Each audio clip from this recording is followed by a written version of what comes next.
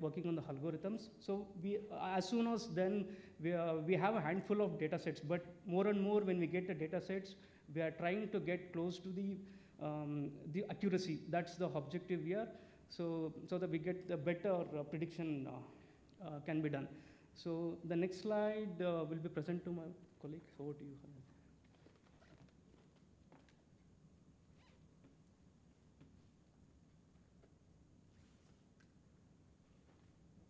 Okay, with this we come to the end of our presentation. I will give you the summary of the discussion we had about the connected orbit system. Connected orbit concept provides the provisions to store and report a data stream so that the data which we have got from there will be used for the shop data, performance data, and the maintenance data. It will be transferred via a wireless medium. So then the next point is the further we apply the machine learning concept which compares and computes the outcome of software used for diagnosis and which diagnoses and predict and prognostic features.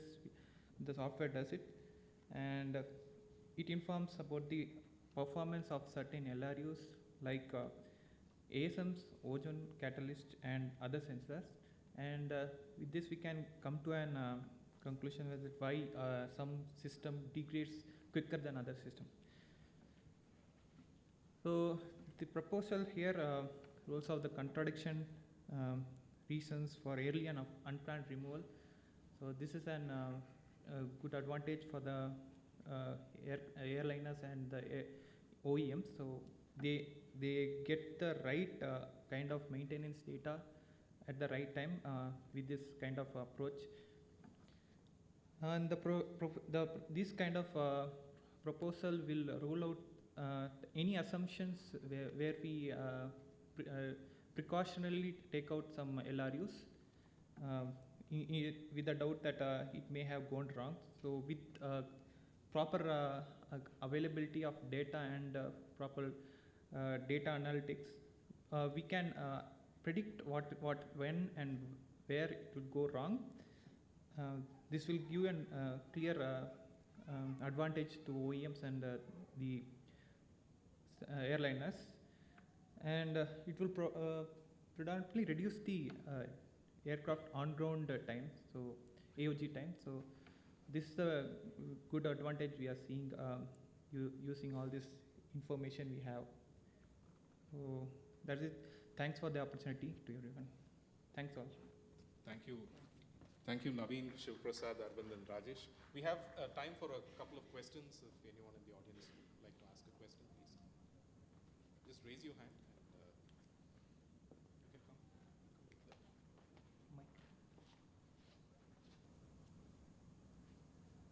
If anyone would like to ask a question, please raise your hand. Otherwise, let's once again thank Naveen, Shivprasad, Arvind, and Rajesh from Honeywell Technology Solutions. Hi everyone. Maybe while he brings up the slides. There you go. Okay, I'm Shadab. I've been with Honeywell for almost 20 years now. Most of my career I've worked with within the aerospace. I've worked software, worked systems. So if you worked software in aerospace, this is a big problem. Like any software you do, it has to be verified. And then verification, there are some automation available, but then quite a bit of it is manual. And for sure, you have to do manual review. So what we have tried to do here with this paper is we tried to propose an approach. I mean, right now, we are still trying to do a proof of concept of this paper. But here we have actually come out with what the industry has done and what are the different frameworks available and how we can actually go design an automation system using machine learning. Okay, yeah, so I think I kind of gave the introduction. So verification is a very important part of the software lifecycle. And DO 178 basically would require us to have software reviews for almost all source code produced. We here propose a automation approach. Okay, so how does our current review work? Basically, you would have a bunch of source code units which are put under review along with other artifacts like what is the review criteria, what are the requirements that are used for implementing that source code, and then who are going to participate in that review. I mean, who are the different various review roles. Typically, you would have authors, you would have reviewers or inspectors and moderators, sometimes called peer review leads. So you put the review packet and then review gets started, reviewers go look at, manually go inspect all your source code artifacts, compare it against the requirements, and then take a call of whether that review meets the appropriate standards that the code needs to be, meets the requirements, and then they kind of tell you whether it's approved or rejected. So you would have a checklist, they go through that checklist points, and if any of the checklist points it doesn't meet, then you say it's rejected. If it meets all of them, then you say approved. Okay, so what are the different improvement areas in the current review process? So if you typically look at most commonly review effectiveness, I mean, you miss certain things. There are defect leaks that doesn't get caught during the review process and you catch it probably later during testing or caught later. Coding standards check, there are tools available like LDRA, there are other tools like Coverity, Polyspace, but then even with all the tools and automation, you still have to do manual work. There will be issues that it doesn't meet, or there are other standards check that the tool doesn't do that you have to manually verify. Then the performance and timing, of course. So the software has to meet the timing requirements, has to meet the memory requirements and other performance criteria. So that would have to be verified manually. Cost and schedule. So always you want to reduce the software development cost and reduce the cycle time. So this is always a factor, and then maybe automating that would help reduce these things. Then people competencies, of course, reviewing, being able to actually do a good job in the review primarily depends on the competence of people, how much experience they have implementing or reviewing similar things, and how deep knowledge that they have. So you'd have to do training regularly for the people. Okay, so what are the key ideas how we are planning to do the review automation? So one of the key things is we need to understand how specific requirements are supposed to be implemented, because different programs would have different coding standards, different requirement standards, so you have to understand all of that. And the next key thing is how the source is going to be approved or rejected. So you need to understand exactly how this has to be approved and how this has to be rejected.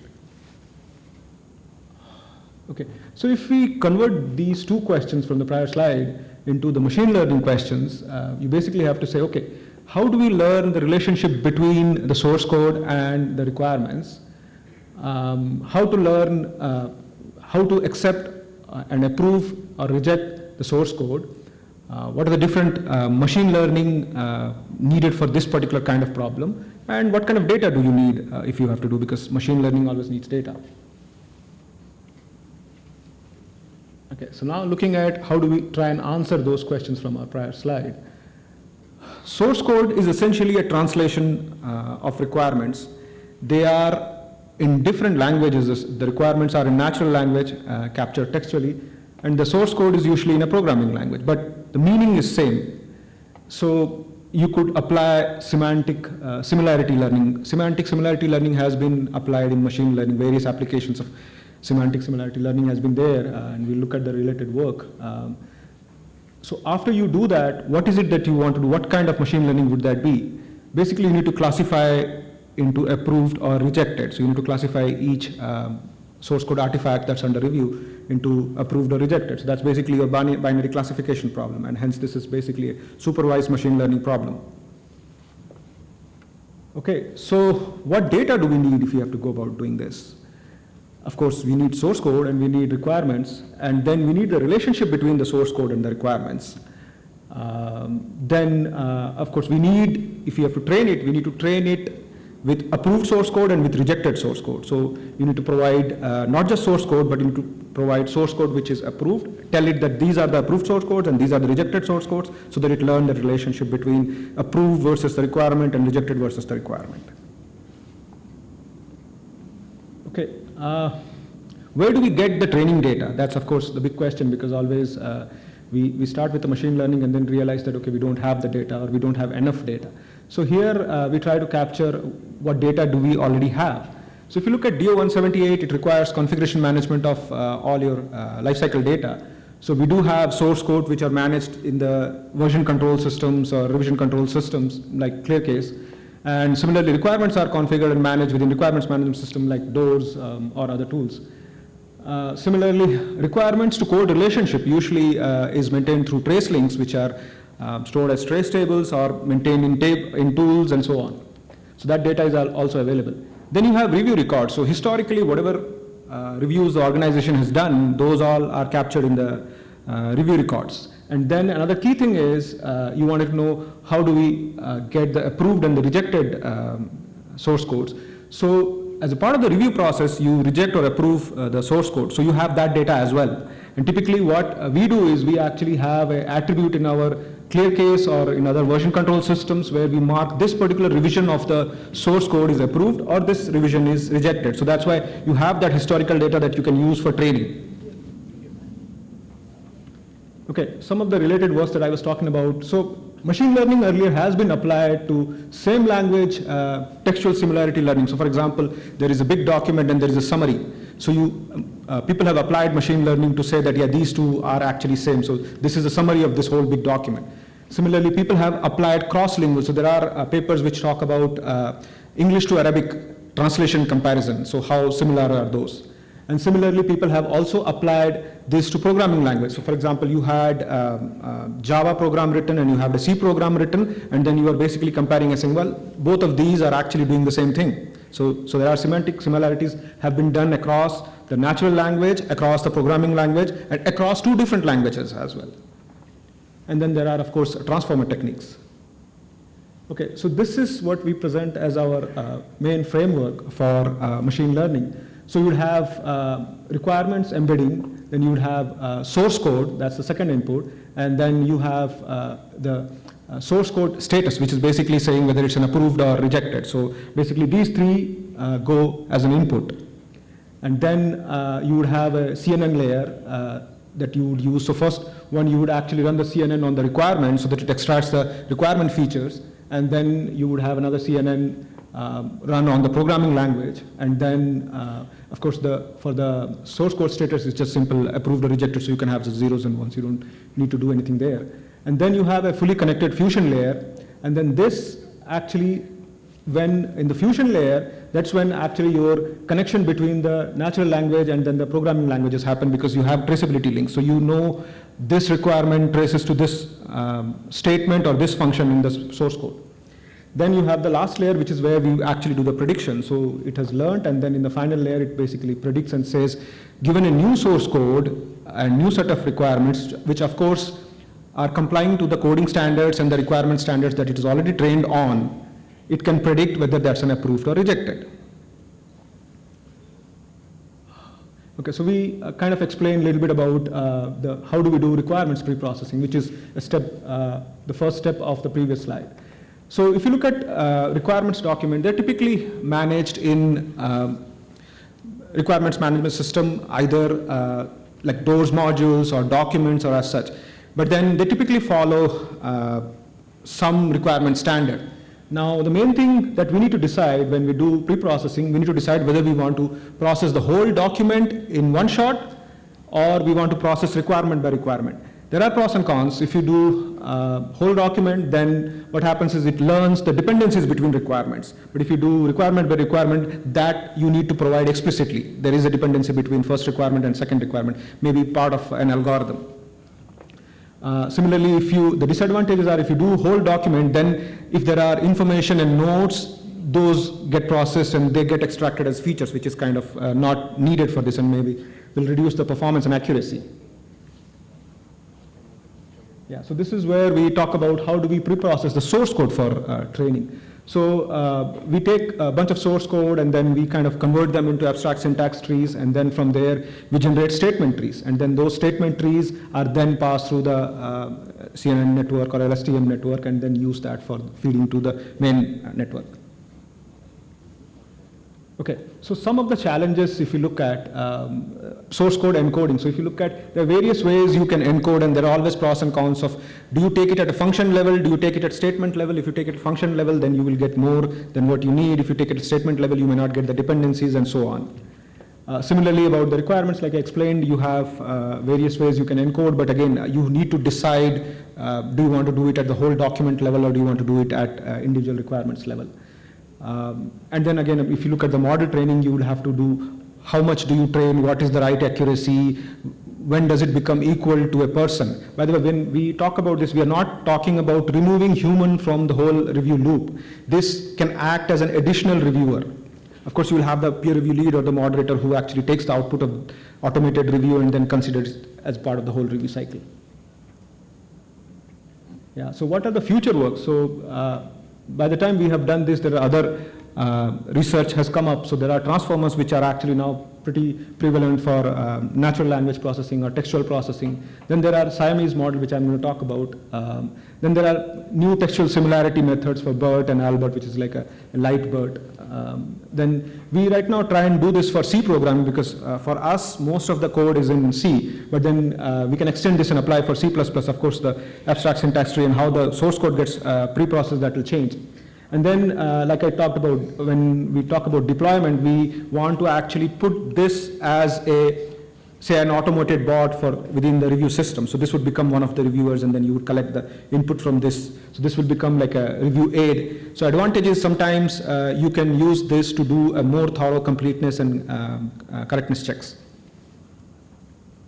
Yeah, so this is an example of how does the Siamese twin work. So this is a new kind of network where you pass both and you actually share the parameters between the both network, and then they can give you a comparison output.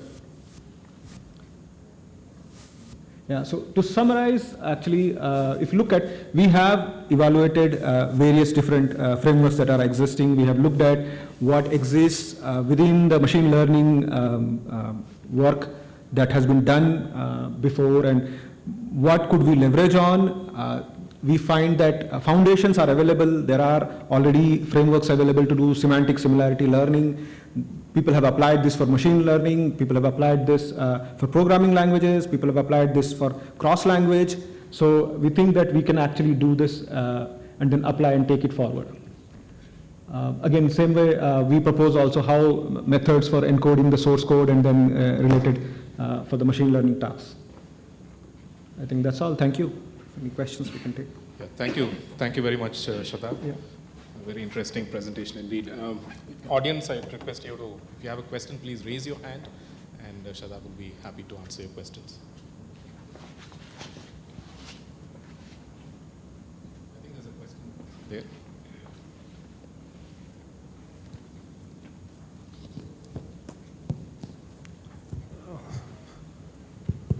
So in terms of prediction, you are trying to predict only whether the code is passed or failed, or are you also trying to predict what is the issues?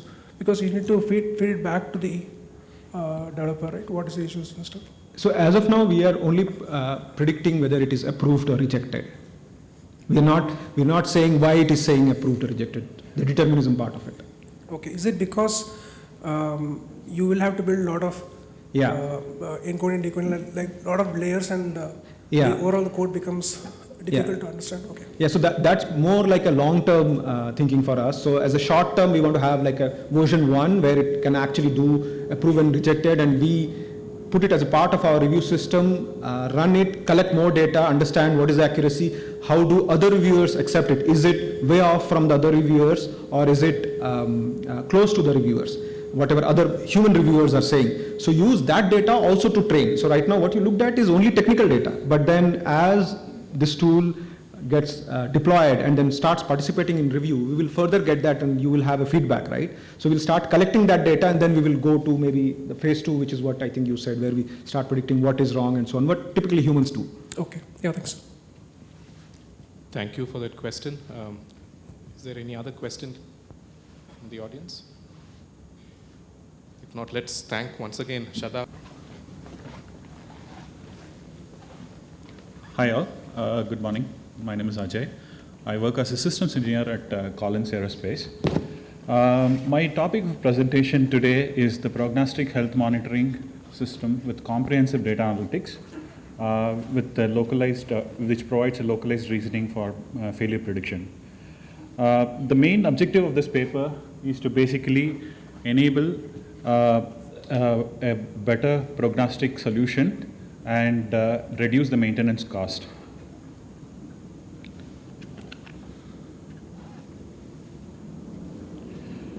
So as we kind of look forward to the background of this particular paper, the main objective or the actual challenges which is faced in the industry is actually presented here. Aircraft system maintenance, preventive maintenance is generally routine based and are performed with specific focus on specific system level. So because of this, the preventive maintenance is expensive and is time consuming, as it involves routine checks and mostly part changes, and based on the manual approach or the manual procedure which has been used for this kind of maintenance activity. Further, there is no detailed approach such as prognostic to perform maintenance, leading to higher maintenance checks and maintenance check level, say for example ABC, it kind of increases based on that because of the failure to identify the failures, and increasing the cost of the maintenance activity. Also for system, to identify any system failure or deterioration of the system, it is a big challenge for us to find out what is that causing the system failure or deterioration of the system. That could be inside the system or outside the system. So that is one of the great challenges which we have in the industry. And predictive maintenance is the latest value add to this maintenance activity. And this uses various data sets, like for example, flight data recorder, and there is ACMS data, and etc., like QAR data somebody mentioned earlier. So we have a lot of data, but the key challenge is to identify specific parameters that can be used to monitor and perform the prognostics based on these particular parameters. So this paper, the goal of this paper is to identify a data analytics model to address all these challenges associated with the prognostic solution. The title, as indicates, it's in comprehensive data analytics. The reason behind being there's multiple data analytics methods which is used in this paper to kind of narrow down and try to provide a localized reasoning. And the high-level flow diagram of this paper is separated into 4 different sections. First portion of it is basically a data preparation, and where we will talk about little about how the data is being derived and what is the data we are using. The second portion is basically kind of segmentization of this data to provide a focused approach towards specific use case. And coming to the next one is basically a fault prediction methodology, or the model to predict the fault. And finally, coming to the last phase of this particular paper is basically to identify the localized reasoning for any kind of test data input. So that is how the this presentation is divided.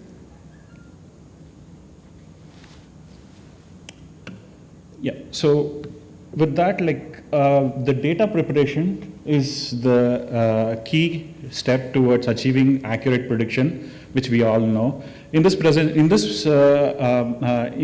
parameters are defined basically using the fault tree structure. So each of data points in the table, which is shown below, represents a specific timestamp data associated with various parameters for that timestamp. Those various parameters are actually identified based on different fault tree components. A snippet of this particular like aircraft landing flare initiation is provided here. This mapping of this fault tree can be extended to a great extent. I'm just putting here just for our reference sake.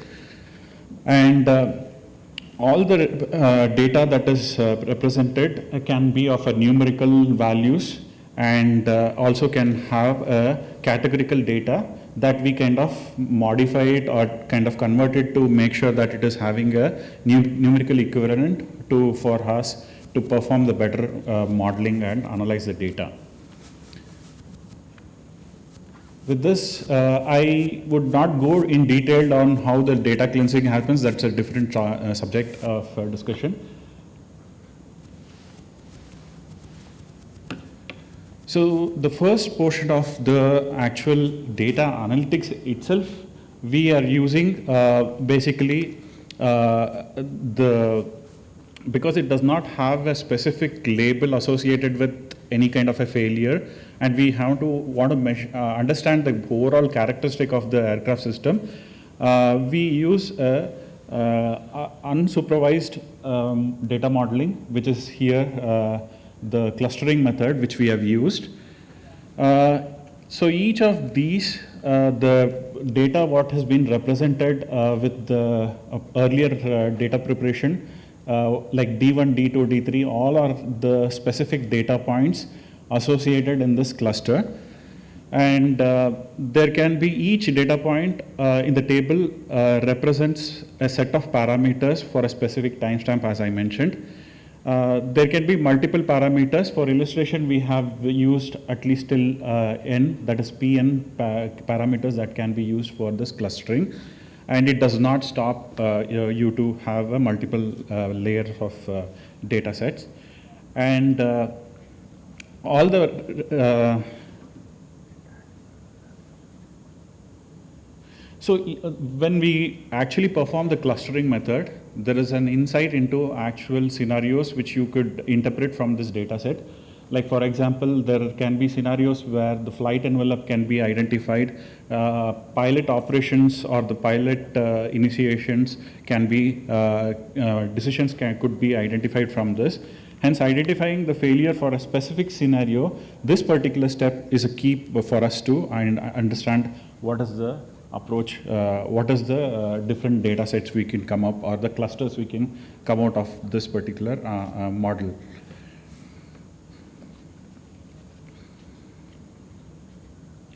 Also, there are few separate, some of the noise associated with this data set that would also give us some insight. Some of them may be because of the actual faulty data and things like that, which we can ignore. But overall, it would give us some indication of how the actual system performs. So for this DB scan, we are using two hyperparameters.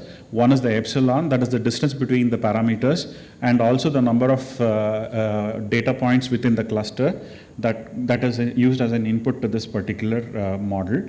And this can be fine-tuned and identified to make sure that the model can be more appropriate, and a useful cluster can be derived out of this particular data set.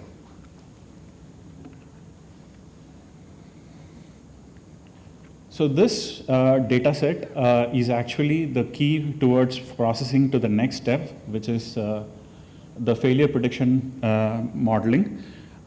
This subset is further processed using a classification model, so to identify the probability of failure. This is a supervised machine learning technique, so wherein we will be able to find out there is a probability of failure associated with each of these data points. Here I am using logistic regression technique, which is a basic baseline version method to identify the probability using the sigmoidal equation. So based on the sigmoidal curve which we get, we can map the probability to prediction. And we have the coefficients associated with each of these parameters that can be derived from the modeling. And over multiple iteration, this coefficient can be improved quite a bit. And then based on that, we could get a better curve fit.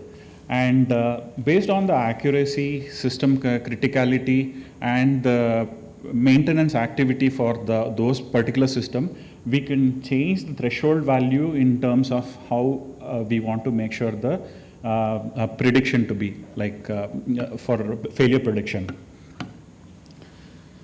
And this is basic model which we have used as a logistic regression. We could supplement this with basically advanced models such as random forest and extreme gradient boost techniques as well,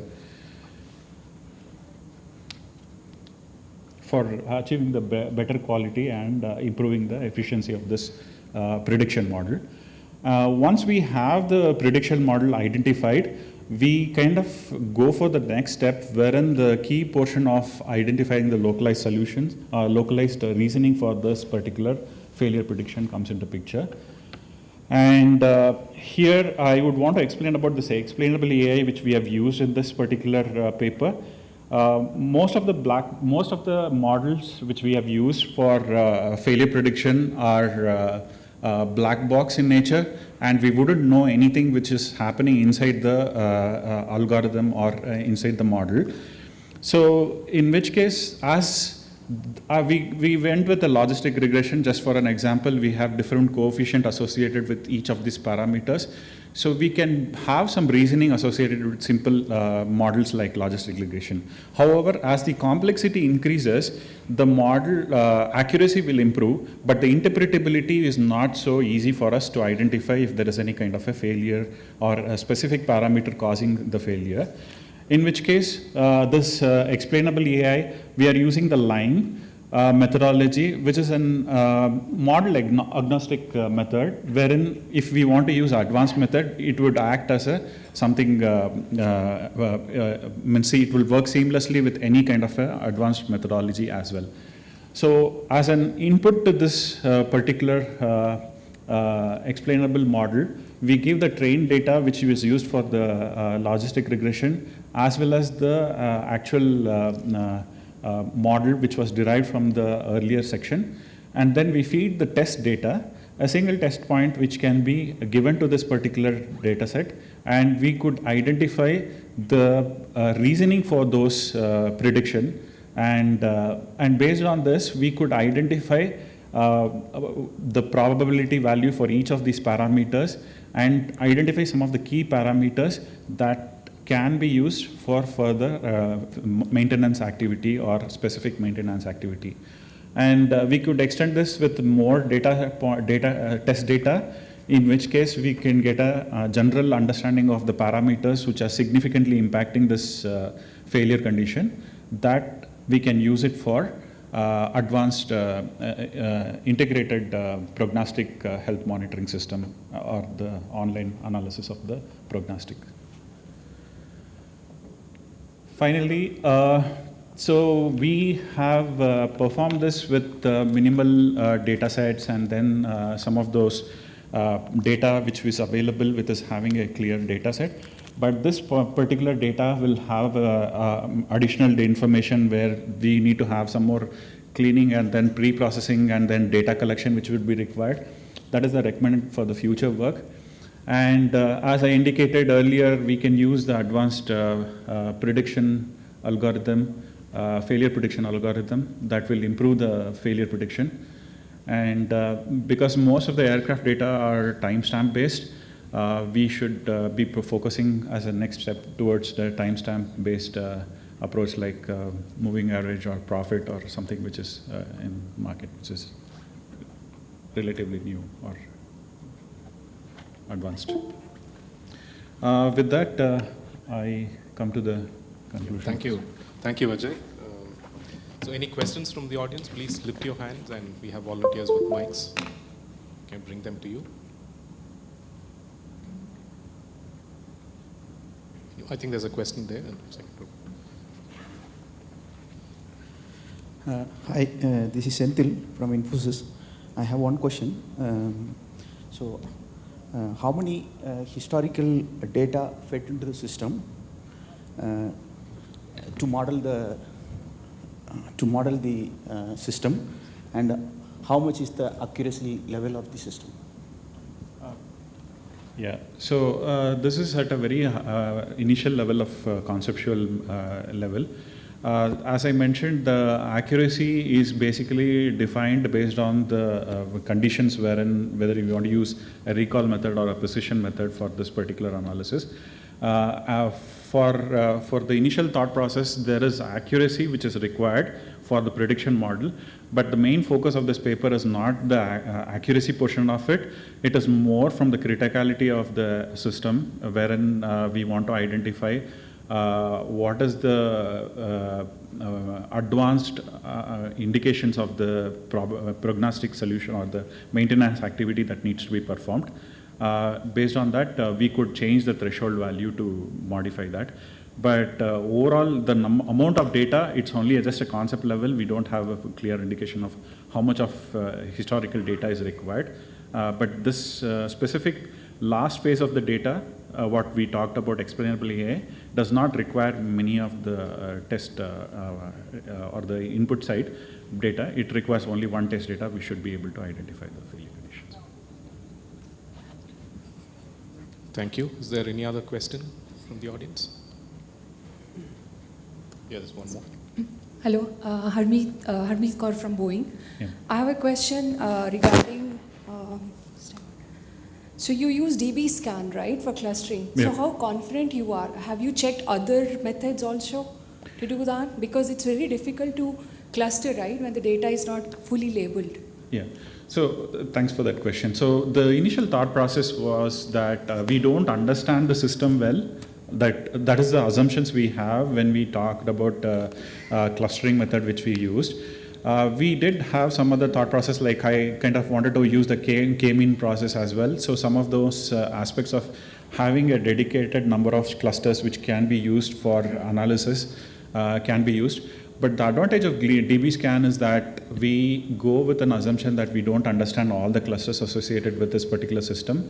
And we have an iterative process of identifying specific the data points which can correlate based on some of those values which can be interpreted in terms of the clustering. And we are using some Euclidean method to kind of find the distance between the consecutive data points or some of those aspects of it. But we are not restricting anything, like for example DB scan only to be used. We could use k-mean as well. But for the purpose of this paper, we have used the DB scan method, and we kind of had some kind of a better understanding of the overall algorithm, understanding of the thought process. So is it like if you have, if you get results, can you check with other method and be more sure about it? Yeah, sure, definitely we can do okay. that. Thank you. Yeah. All right, thank you very much, Ajay. Thank you. There's one more question? One. Oh, sure, yes. I think there's a question behind you, please.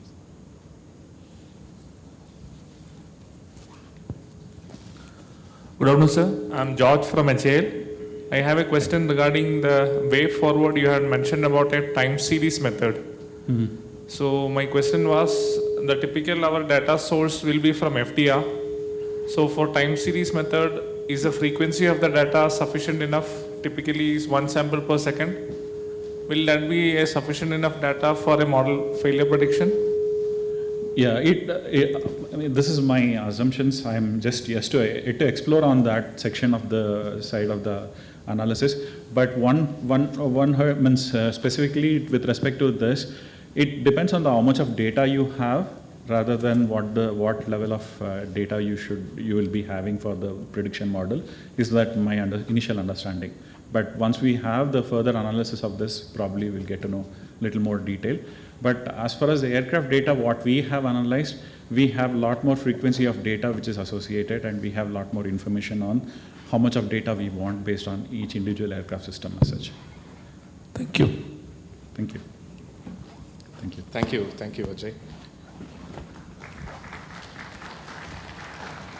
So that brings us to the end of track 1. This is the first track on AI and ML. There's another track that we'll have in the afternoon. I once again want to thank all the audience who chose to attend this track, and all the presenters. We had a very interesting mix of presentations.